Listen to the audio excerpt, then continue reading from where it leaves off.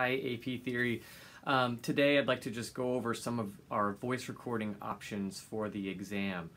We're all familiar with different ways of recording, but with this exam it creates a few unique challenges in that we are going to need to maybe juggle different devices and upload things pretty quickly and efficiently.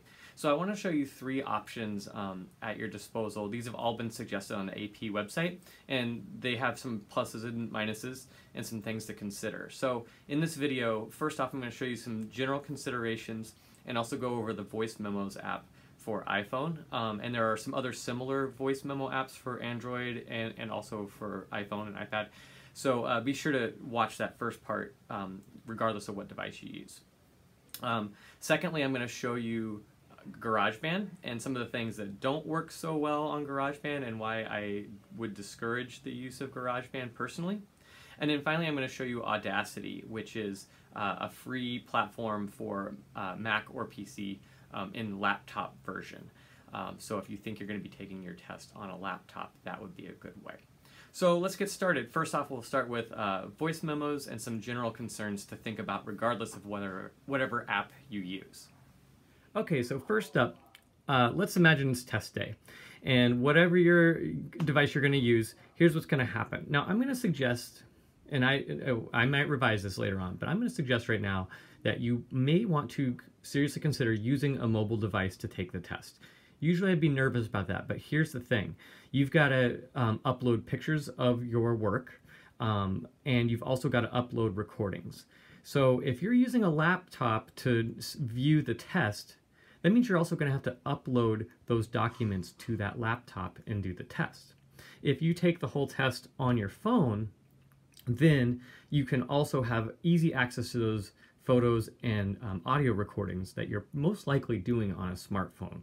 So there are some options for laptop, and again, we'll talk about those at the end, but this is something that you may consider if maybe you thought perhaps not to. And again, I may revise this, but maybe not. All right, so let's get started. The first one I want to show you, let's imagine we're here, and then I'm going to talk to you about the Voice Memos app. Now, on the iPad, if you're using a tablet, it may be a little different, but the standard voice memos that comes is the one that we'll be using, and here's why. Let me show you how this works. So you're at the test that day, and you're going to take it, you're going to view, let's say this is the sight singing page. You're going to read, you're going to pull up the sight singing, they're going to give you the example that you're going to read. Once that music is up, you're going to need to record while looking at that music. And you also have to save all of your audio recordings in just one file. That's very important. No matter what you use, you have to be able to save one file and do it fairly efficiently without like doing all the editing. So what you do is you got your sight singing example up, you go to Voice Memos, you click record, all right? And then afterwards, here's the important thing. Well, wait, I'm getting ahead of myself. Let's do a little mock-up here. So where am I? I'm at there, I pull up the sight singing example. Now the timer is running, okay? And they're gonna be, don't worry too much about that. The timer is running, so then I go to my voice memos, and what I'm gonna do is I'm just gonna start recording. I'm recording now. Great, and I say my name and my AP student ID number, College Board ID. And now here's the important thing. I can have this running in the background. I'm going to toggle back to that AP test. Okay, now I sing my first example. Tra-la-la-la-la, I'm singing my first example, and then I go back to the app. I'm still recording. That's very important. Now here's the thing, don't press the stop button. You want to scroll up so that you get the pause. Did you see how I did that? That's secret, and I'm like, how in the world? If you press that button, boom, you're done, and it's its own separate file. You do not want to do that. You want to carefully scroll up and pause, okay? You see, all that talking I did, that would be you singing, and you still got some time left. All right, so there. Now, I'm done with that first example. Now I go back to the exam, and I would go to the second example. I would pull it up, however they're going to have you do that. We'll be practicing that later. And then I toggle back to voice memos, and then I resume. Okay, now I do take two. Tra-la-la-la-la, and when I'm done, I press pause, and then I click done. Now that has been saved, as what it's calling Forest Park 5. Now I can go back in there, I can hear it, I can share it, email it, stuff like that, which is what you're going to need to do. Okay, so that's voice memos. The main thing to remember is that I can record what we call that recording in the background. I can be recording my voice while I have another app open. If your app won't do that, it's no good. Also, if your app won't pause, it's no good. Along those lines, I want to show you the difference with music memos. Now, I love music memos for live recording, as you guys know. But when you go to music memos and you press record, it records. But as best I can tell, there is no way of pausing that recording. It keeps going, and there's no way to pause and then resume the same recording. When I stop, it automatically makes a file of that. And when I press record again, it's a new file. So you don't want to use music memos. Use the Voice Memos app or something else that will allow you to pause. You definitely want to check that out before you do the test day. All right, let's talk about Garageband. I prefer this on my iPad, but they recommend Garageband. It's free. It's on Mac laptops and iOS devices. I don't like it for live recording, and here's why. When you go in, you'll have to create a new file. But here's the thing, they automatically give you 8 bars. You will need to kind of figure out exactly how much time and stuff like that. And because if you just start recording with 8 bars there, and you're recording whatever, then say you stop, you pause, you got to come back, and if you run out of the 8 bars, all of a sudden it's looping back from where you were in that section. So you want to be really sure that you know GarageBand well and that you've got a document set up correctly before you do that. Also, notice that when I stopped recording, my cursor went back to where I began recording. So in that sense, if I were to press record again, all of a sudden I'm recording over what I just did, and you've lost your first example. There are ways that you can overwrite things on this, so you want to be really careful. Once you record the first one, you make sure your next one starts after it, and that. Keep in mind you'll have 3 recordings that day. You'll have your introduction with your College Board ID.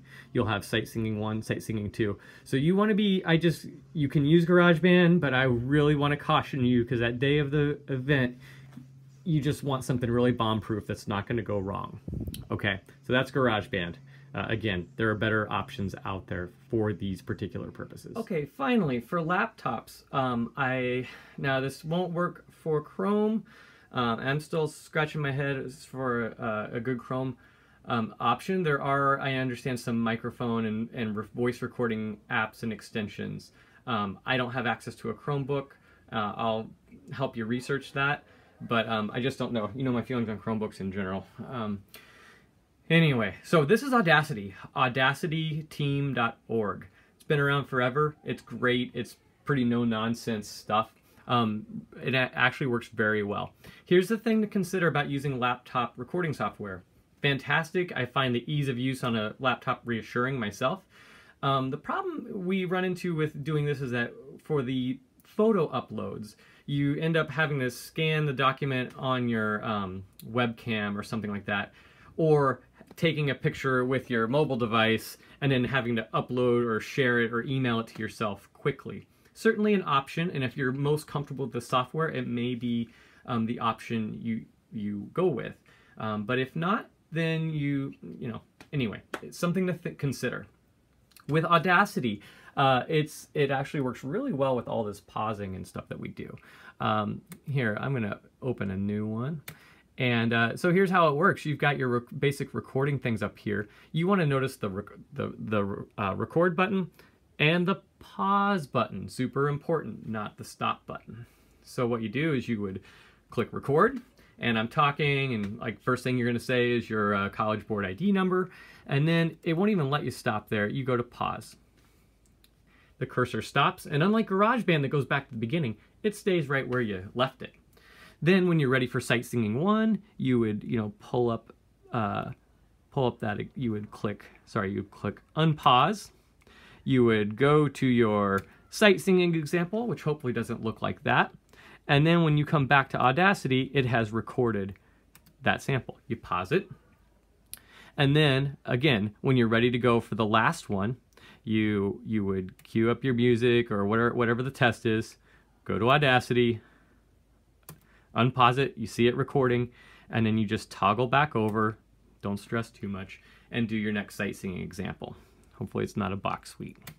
And then when you're done, you press stop, and you can, you know, save the file and all that stuff just like any other file on a computer and upload it to their website. So Audacity is actually a really awesome option. My one sticking point is that you're going to have to find an efficient way of getting your photos of your 4-part writing and figured bass uploaded in an efficient way. But that's up to you. So those are the 3 ways: Voice Memos, Garageband, and Audacity. And hopefully those help you. Mainly, your recording software needs a pause, and it needs a way of recording in the background. If you have those things, you should be able to make it work. All right, guys, good luck. Let me know if you have any questions.